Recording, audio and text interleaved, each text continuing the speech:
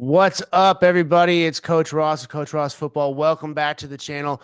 If you've never been to this channel before, this channel is dedicated to the spread offense primarily through the air raid offense. We talk passing schemes, running schemes, blocking techniques, install plans, practice plans, you name it, anything and everything on the spread offense. We try and cover it on this channel. So if that is something you're interested in, make sure you subscribe to the channel.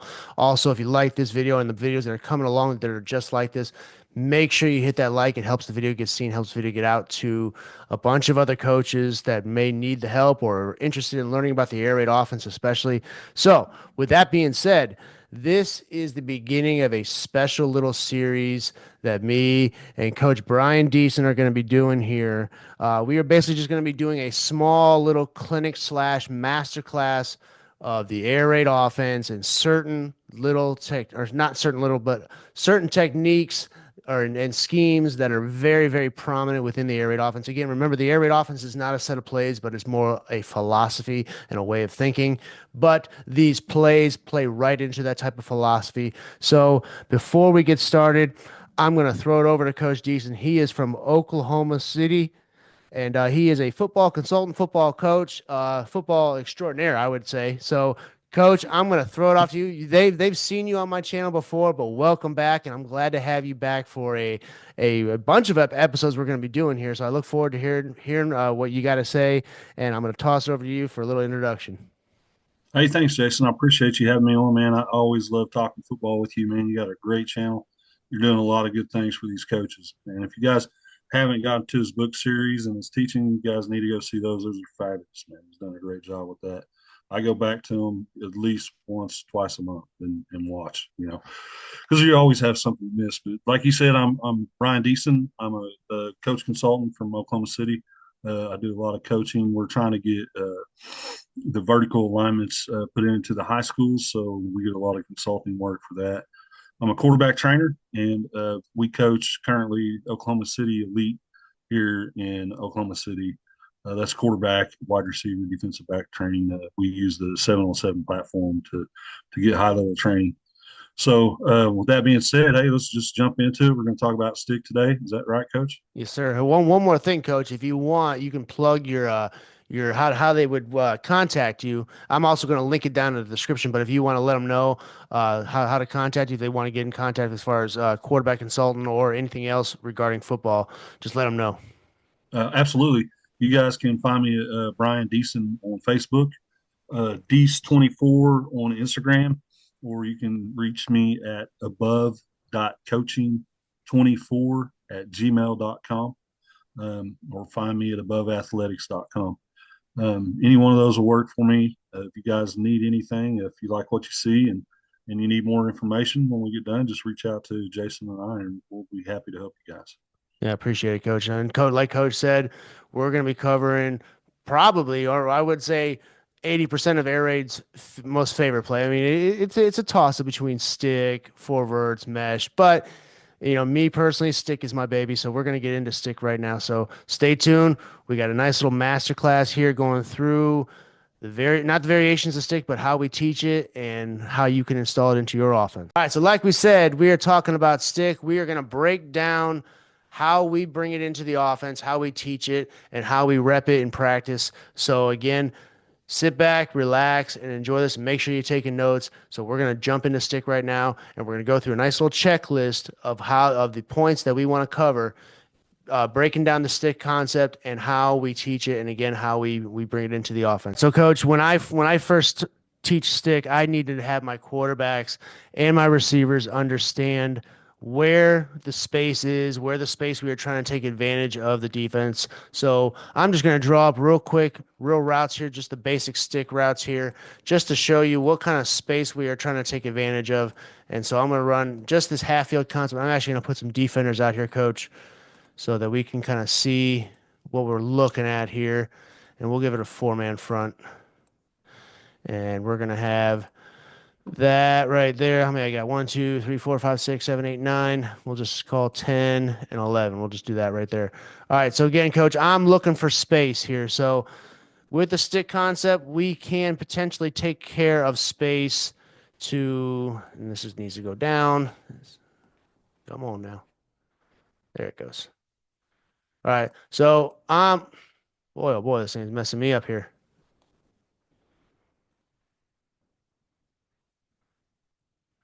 All right. So the space I'm looking for, if we can't hit a deep shot, we're going to look for that space in behind that corner. But again, we're going to create that triangle look here. So we have a space there and we have space here in the flats as well. So we are essentially trying to take advantage of our triangle space here. Where do we have space? We have space pre-snap behind the corner. Our If not, then we have that space. We are going to take advantage of the space where this overhang defender is going to either stay or vacate from. So he either stays in that middle portion of the field, or he chases at that swing and then vacates that middle portion, or he gives us the flats because that corner is chasing the receiver downfield. So again, that's the space that I want my receivers understanding and knowing where they have to get to become open.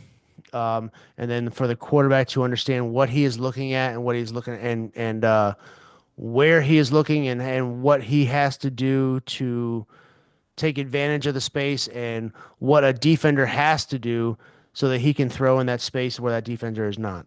Same thing. We want to make sure that the receivers understand their spacing. Coach showed you out of a two by two set, and I'm going to show you out an empty set here. It's the same concept, just like Coach said. We're trying to create a triangle concept with our stick. My stick looks a little bit different. We still have the mandatory outside release. We're trying to get outside the numbers to pull this corner as wide and deep as we can. We're still going to, get to the flat as fast as we can, 2 yards. We're going to be 2 yards deep, trying to pull this Sam out, nickel, or if the strong safeties walk down and cover three, we're going to try to pull them out to the flat area. And we're going to maintain the wall with the wide receiver here. Everybody wants to know, what is the number one drill for stick, and I don't say there's any magic drill for stick, but the number one thing that I like to do personally is a drill that you hear a lot of air raid, almost every single air raid coach, and the greats, Hal Mummy, Mike Leach, they all talked about it, and that is the settle and noose drill. And if you don't know what that drill is, we're not going to draw it up for you tonight, but you have two cones and you have a receiver kind of run between the cones, and you can have him go there and back again, or however many times you want him to go. All the while, the quarterback gets a snap and he's keeping his feet moving. Sometimes we have the quarterback kind of move left and right in the pocket, and then what the receiver does is he settles up in between those two cones or those two barrels or whatever you're using, and those two barrels are supposed to represent defenders, and he's trying to find the open space in between the defenders. Quarterback then puts the ball at his chest, receiver catches the ball, and then tight turns up the field and goes up for five. That's kind of how we do it. It's the most basic way to settle noose, and it's meant to try and just get the receivers used to finding that space in between a defender. So, coach, I'm gonna toss it off to you. I mean, I know you use settle and noose. So, what do you think? How do you do it? We used to do it the traditional way. We would put the the weeble wobbles out there and kind of space the defense out, and then just make the guys run into the hole. But here, the past few years, we've kind of modified it, and we've put actual the weeble wobbles across the line will be 5 to 8 yards deep, and what we're making the guys do currently are settle in between the bags and catch the ball in between the bags, and they can pick which bag they want. So the quarterback is in his drop. He goes on cadence. Everyone takes off, and when the wide receivers present themselves in the middle of the bags, and the quarterback will then deliver the ball, and they'll tuck run and get around the bag. So that's the only thing that we really changed about the settle and noose. We found that kind of going back and forth, it doesn't really always match up with the timing of the quarterback's footwork, and we're trying to get more into the play and finding those windows. So that's Yeah. kind of how we've modified it a little bit. And then the other part we do is we'll continue with that format, and we'll do it during blitz pickup. So making the quarterback make those decisions, find the windows under pressure and things like that. But other than that, man, we do settle and noose every day, just like you need to, and at least have some version of it that you're doing when you're running the air raid. I think that's probably one of the most productive drills out there. That's good stuff, coach. Yeah, I appreciate it. And those of you that are interested in more into what he's describing, especially his different version of set and loose, make sure you drop a comment below. Him or I, we will get that information to you. We promise. But again, and that goes with any kind of topic that we are talking about in this video. If you have any questions, make sure you drop in the comments so that we know that we can get to you, and we will get this information out to you because we're trying to get this information out to those coaches who are going down that rabbit hole to air raid like we all did at one point in time, and we had all those questions and we stole from other coaches as well. So now it's our turn to give back. So please make sure you drop comments so that we can help you out and send that stuff to you. First thing with the stick is we're going to talk the number one receiver, the outside receiver to that concept side. So Coach, I'm going to kind of talk about what I teach or my teaching points with the outside receiver. Then you go ahead, but match is going to be pretty similar. But we are trying to sell vertical now. A lot of times with routes in my offense, we say the statement, it's a vert till it's not. So almost every single route we are trying to sell vertical, and we are trying to get those receivers to sell their vertical in those first 3 to 4 steps to really, really get that defender to turn his hips and run with you. But in this play, you can there's one or two things that we do. We do either, it's obviously a mandatory outside release. You do not want to release inside because then that brings the defender inside. It keeps the safety inside, and that kind of messes up the spacing that you want, especially for that stick route to come through, because now you're kind of just bunching two defenders up in an area where they potentially could make a play on a ball if he decides to throw that stick route. So mandatory outside release, kind of start slowly fading towards the sideline to draw that corner out, and also to bring that safety or to keep that safety deep, or have to have him continue falling deeper into his zone to pull him away from the play. So we are outside mandatory release, vertical, get vertical. You want to pull defenders away. Now, does that mean that receiver is not getting the ball? No, it doesn't. Because if we see something, we see some sort of a matchup we can take advantage of, or we like, all of a sudden he's getting real nosy, and he's playing press, and there's no safety. There's a single high, so it's almost one on one, and our matchup with that receiver is really good, and we are getting the space deep that we can take a shot and that receiver can win his battle one on one, then we will take a shot. We will tag something to that. So that doesn't automatically mean that this receiver is just a clear out guy, a diversion. It's none of that. Also, one thing we have done in the past too is if we see that this corner right here, this corner is getting some real outside leverage, and then the safety is really dropping back, and we can kind of take advantage of the space in front of the safety.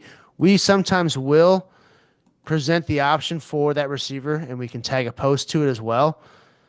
And so we can actually create a little bit of a read here. So if we see this, the quarterback can spot this, peek this real fast before he looks to his overhang defender, peek this, and he could potentially hit this post if the safety is deep, and we're getting that real outside leverage from the corner, which we almost never see. But if it's there, we do have the option to hit this post if the opportunity does present itself. When you're selling the stick concept, you do have to create the space, like Coach was saying. And we always say that you're going to have to run through the window as fast as you can. You can't let him drive on the shoot route. We don't want that corner to get nosy. We don't want him anywhere close. So what we also say is mandatory outside release. Get to the bottom of the numbers and to your point as fast as you can. Make that corner turn his hips, stay vertical, and stay down your line on the bottom of the numbers. We we typically teach our outside mandatory outside releases to stay at the bottom of the numbers so the quarterback can be throwing you open. Right, we don't want him to turn it into a fade or start encroaching on the sideline. We want him to, try to run as straight and as fast as he can.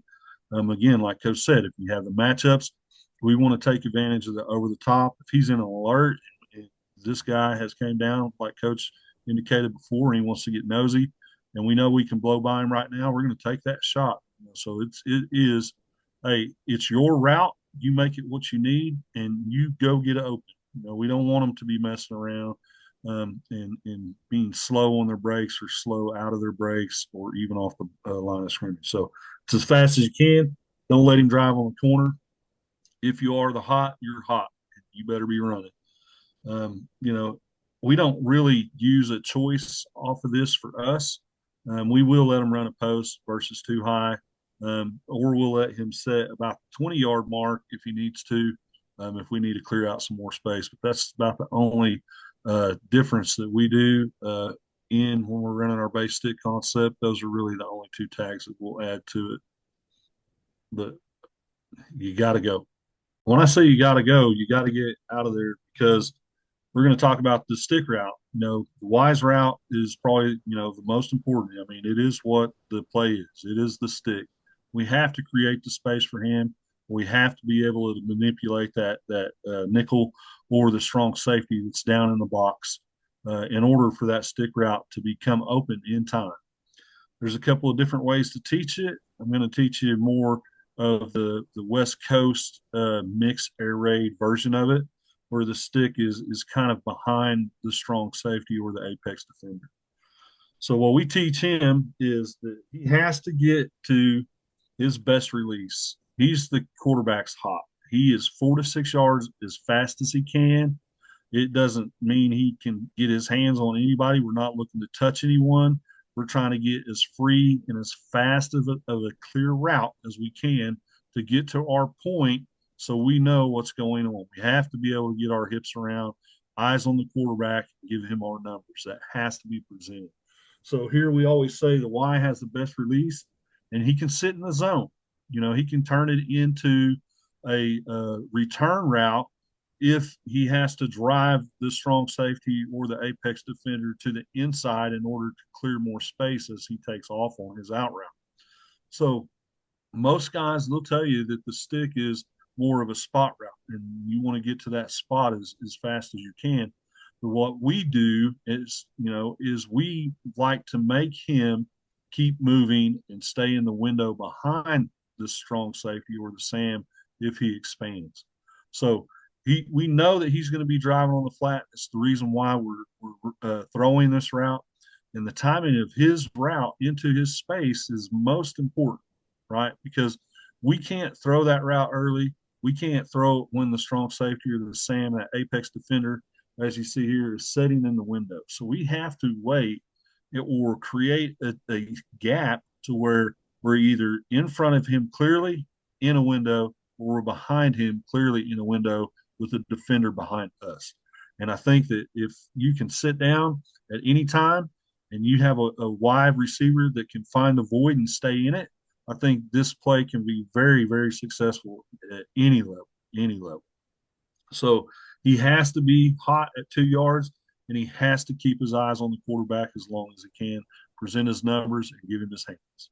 Coach, I'm going to kind of echo a lot of things that you talked about. Now, the first thing that I'm going to kind of mention here is I drew a lot of my inspiration from an air raid coach here in North Carolina named Patrick Taylor, which we've seen a lot. He's been on Coach Mackey's channel, Coach Lasker's channel.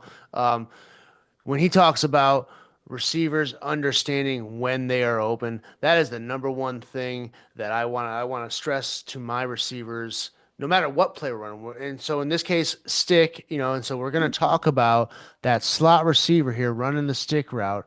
So he needs to understand where he is open. Where is that defender? Now, a lot of times what we see is we will see this defender basically just almost head up or slightly inside leverage. He won't be right here in this gap. So we teach the stick route. The space that we want to find is that space, and and I teach it to where I'm looking for that space that is in between that apex defender or that overhang defender and that Mike linebacker. Where is that space? You're finding that gap, all right? And that is something they should be looking for pre-snap. That's what I'm having them look for when he comes to that line and we know that we got stick called. He is looking with his eyes. Okay, this is the area I have to get to. This is the area that right now I need to get to make sure that I'm open and I need to get there fast. Kind of like what you just talked about getting there quick. It's only a 3 to 4 step route. Now we don't necessarily teach it in yardage. We kind of teach it in steps. So for this, we're kind of teaching it at most 5 steps, but that usually a lot of times carries you pretty deep. So usually it's like a 3 to 4 step. And if you are open almost right now, you're basically just going to turn around and show hands, and you're getting the ball, expect the ball right away. But when they come off the line, this one thing that we kind of teach is if you have a defender like this Apex defender is shown here on the screen, um, basically head up or slightly inside of you, which is majority of the time this is the kind of setup we see here. The safeties obviously would be different, shifted around a little bit, but we tell the receiver we want you to attack the inside shoulder of that overhang defender or that head up defender. Attack his inside shoulder so that you can get that inside leverage and then work your way into that gap to wherever that Mike linebacker is. And then once you see space and once you see grass, you are settling up and you are showing your hands, showing your chest, showing your numbers to the quarterback. And so the quarterback, we're telling, obviously, if we are not throwing this deep shot here to this outside receiver, his eyes immediately are going to this overhang defender right here. And we're just making that defender make a decision. Does he go out or does he stay in? And so the quarterback's just reading that defender. If he chases on that flat route, then obviously the stick's going to be wide open and he just hits the stick because he's throwing where that defender is not. So with the stick route, it's real simple. Find the grass, know the space based on your route that you are running. So that is something that we try and stress to our receivers that they need to identify pre-snap when they're coming to the line. That is obviously something that we do early. Where are you going to be open based on the route that you have called? And so that is a lot of times that's something we just echo over and over and over again. And so they understand whether we're running stick, whether we're corner, forward, it doesn't really matter. They have to understand where they're going to be open. And again, I've adopted that from Patrick Taylor because he preaches on that, and I think it's a great idea, great philosophy, and I've melded it. So stick is no different. Okay, so that receiver that's running that stick route, he has to understand where he is open, so he has to find and locate that space. Now, obviously, can he adjust his route, or is he just going to stay still? No, he can sit here and he can move it out this way if he needs to. If this apex defender widens out and he has that space that we widen out, and so this defender moves over this way a little bit, he can widen out, so he has the freedom to adjust and move in and stay inside that window. But again, just like you talked about, we're looking for windows, we're looking for grass, and that is the name of the game when it comes to essentially any air raid play that we're talking about is taking advantage of grass and taking advantage of the space where the defender is not. Last little bit of the stick concept is obviously the big debate. Are you a swing guy? Are you a shoot guy? I've done either one, Coach. I don't know how you feel. You're going to talk about it here in a minute, but I guess primarily I kind of like the swing route a little bit more because I just feel when you do that shoot route and he has to turn the running back has to turn his chest and his shoulders to the quarterback. It's just an odd angle, I think. So the swing route, the way we teach it is, get out to the flats quick. You are trying to get out there as fast as you can. We try not to round it. Like I think you talked about this. We talked about this a little bit pre-show here, Coach. We're rounding out that swing route, which I agree with. So I mean, we're hand in hand with that one as well. So getting out in the flats as fast as possible. There is a slight bend for us just so I feel like it creates a better target because he has his shoulders turned toward the quarterback. It presents a better target. Now, the number one rule he does have that we tell him is you are not going past the line of scrimmage. If you get out here by the numbers, you are basically just staying at the line of scrimmage and yelling ball, ball, ball, ball, especially if you're wide open. So really that's it. I mean, again, that route right there is designed to either grab the eyes and the attention of this overhang or apex defender and make him make a decision. Does he chase that or does he stay put in his zone? And so again, we're trying to make that one defender wrong. And he's always going to be wrong based on what he does. So really nothing to the swing. Again, the shoot, I see the benefits to that as well because you are kind of putting pressure on that defender because you're kind of going towards the line of scrimmage. So you're almost forcing that defender to make a decision that much faster. But I kind of like the swing more because once the ball is in that running back's hands, he's already got his shoulders square to the line of scrimmage and he's essentially almost always in the open field. So he can take advantage of that space. So, but that's where I'm at with it, coach. That's a swing. It's really it's very easy to teach, very easy to rep. So so I guess all being said, I'm a swing guy myself. So So I'm a swing guy too. We run it both ways. When we're in this particular version that I have shown here, we're going to use the shoot route. And I say with the shoot and the swing both, there's a very particular coaching that you have with both of these routes in order for them to be successful. We're not trying to tell you which one to pick. You guys can pick your own and what's good for your offense. And so we're just trying to give information out here, and this is how we run the shoot route within our stick concept that like we have drawn. Anytime we're running the shoot route, our H has to be 2 yards hot. And so his first 2 steps, his first 4 steps have to be like his feet are on fire. He's pressing the line of scrimmage. He's forcing that defender, as coach said before, into the flat. Make him declare that he is a flat player and make him declare to the flat route. And so the eyes have to be at the quarterback. And with that, what we tell our guys when they're running the shoot route, which helps them maintain a flatter route and get their shoulders around quicker, is we tell them we want your chin through the quarterback's nose at all times.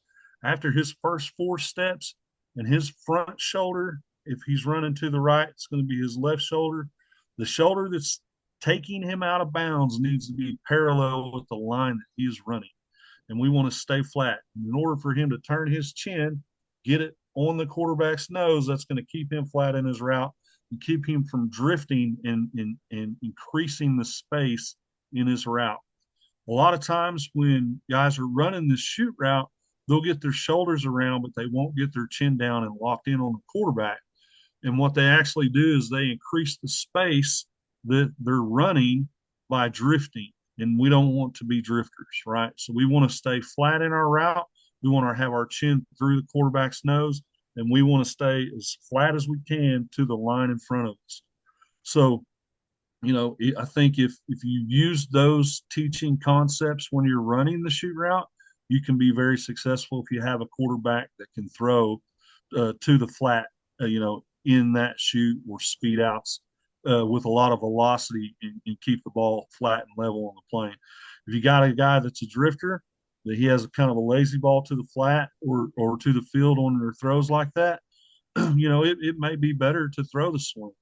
The running backs like it more because, like Coach said, their eyes are forward. They can see the defenders coming at them.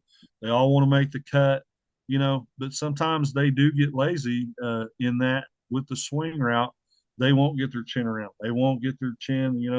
Their eyes are there and they just see the ball and it kind of catches when it gets there.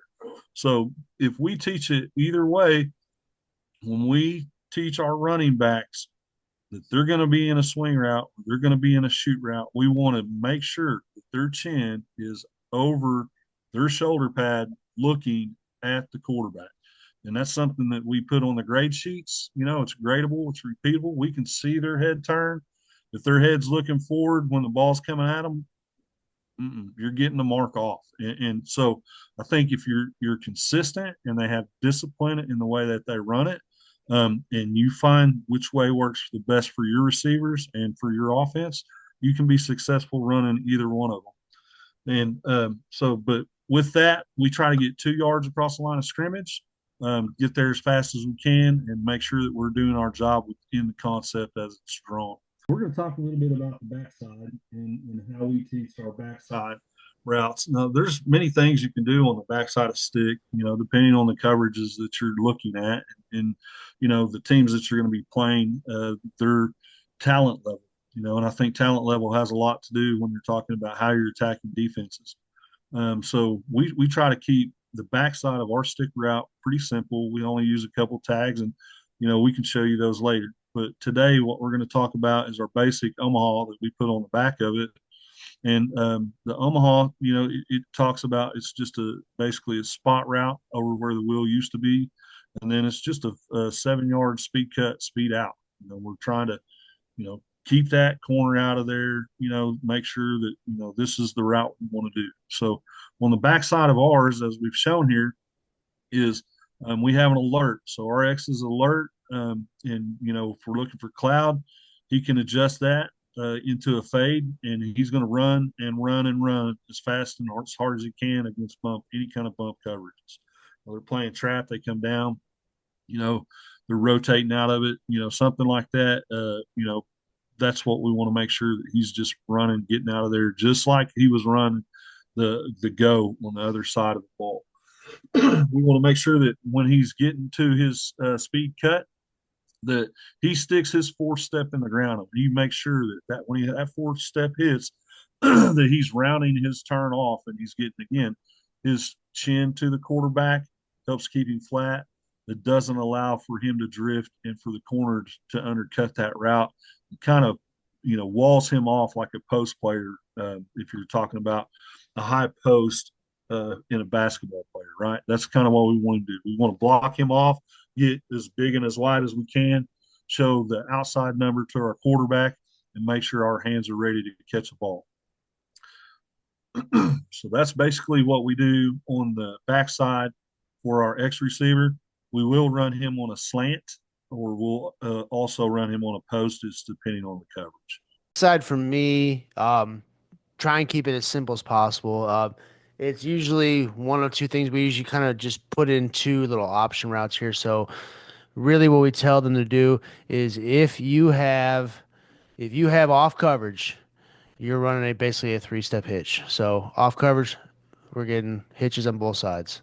Now, if we have more press coverage where they are in there, where they are in their face, then we are basically just running a slants. So we will just have a three-step slant here. So we'll have him three-step, and he's kind of aiming at the middle portion of the field. And we'll have a 1 to 2 step slant by this inside guy, and he's aiming essentially right over top of the Mike linebacker, where his pre-snap alignment is.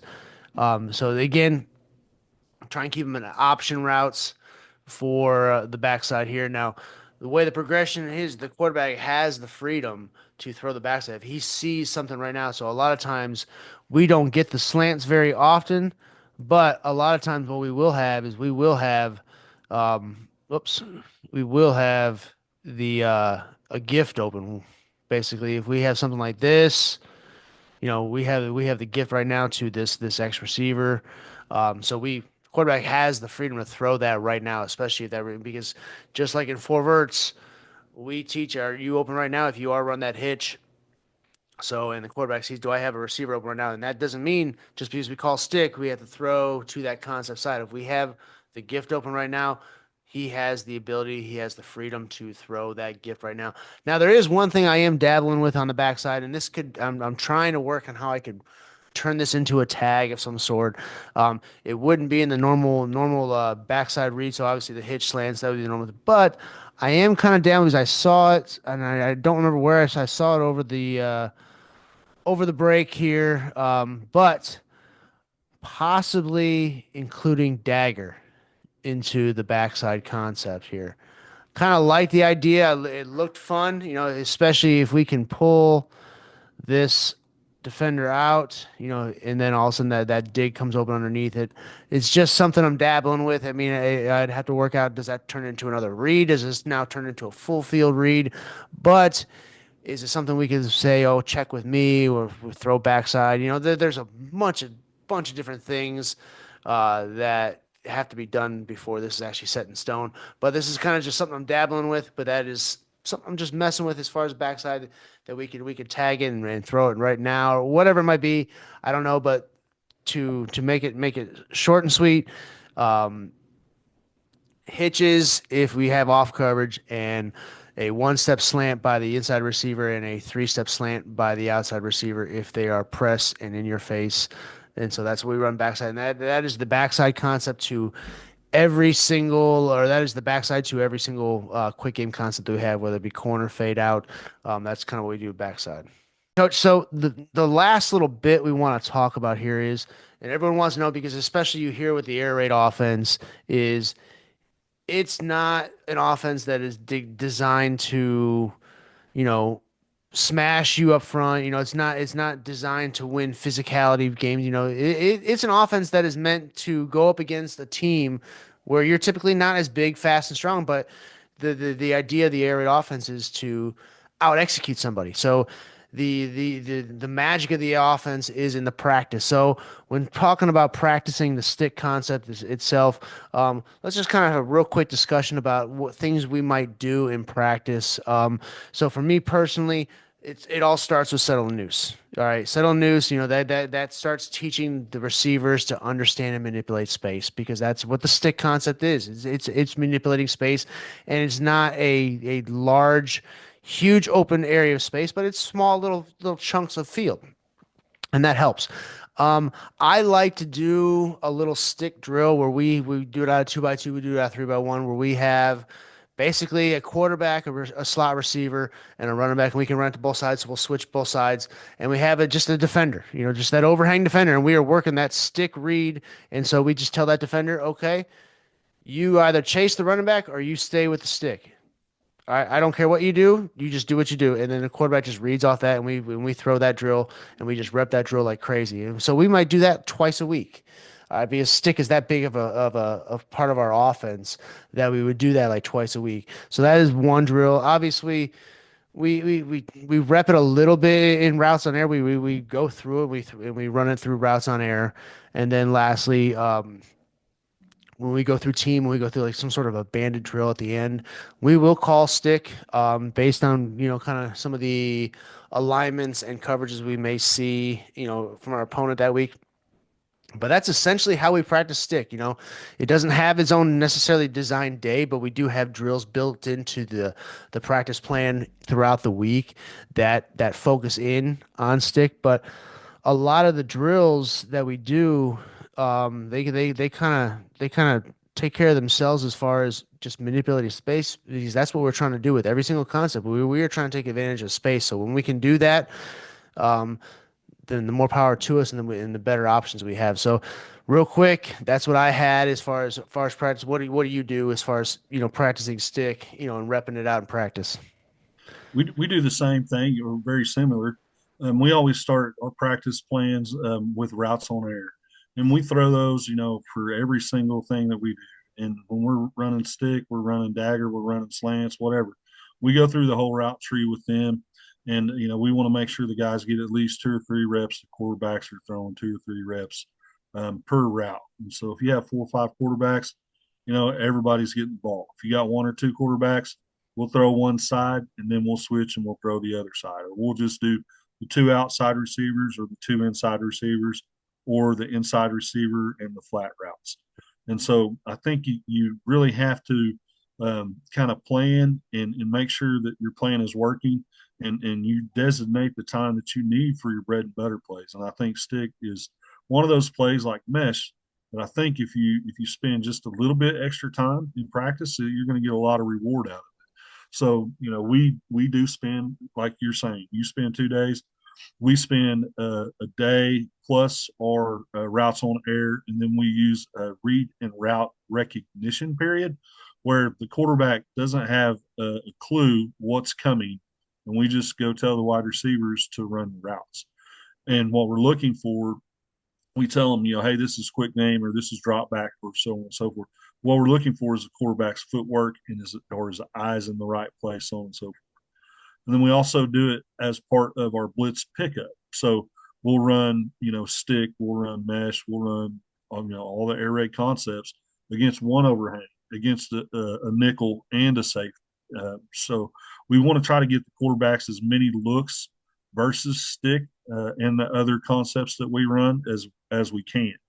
And we want him to make those decisions under pressure. So a lot of times we won't even have a lineup. We'll have 2 linebackers that aren't even in the read pressuring our quarterback running full speed trying to get him right. If his is a 2-step crossover or a punch step out, the ball better be out on the punch step.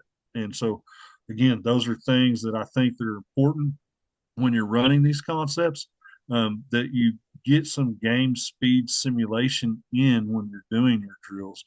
But making the stick route effective, I think it has to be done in time and it has to be done on point. And your quarterbacks have to be accurate. I would say the only other thing that we do that's a little bit different than everyone else is we actually try to time the routes.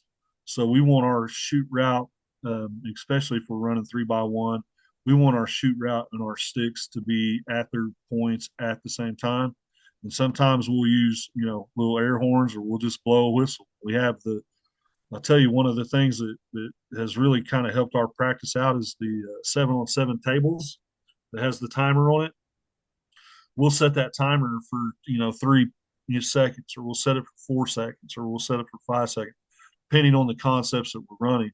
And so when we do stick, we tend to set it for 3 seconds, and we want to make sure that that ball's out at that 3 second mark. But with that, again, we stress as much as we can in everything we do that everyone's running full speed every single time, because their job depends on it. And we catch them loafing or taking reps off, they won't start. I mean, we've had seniors that come in and, why am I not starting this week? Well, go back and look at your practice. I mean, you see your effort this week was not good.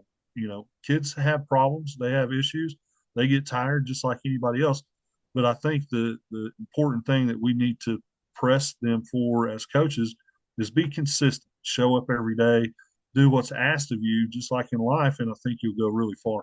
So those are, about the only things that we really do when we're running the stick to make sure we're successful is get the timing right and include it in everything we do, just to make it consistent.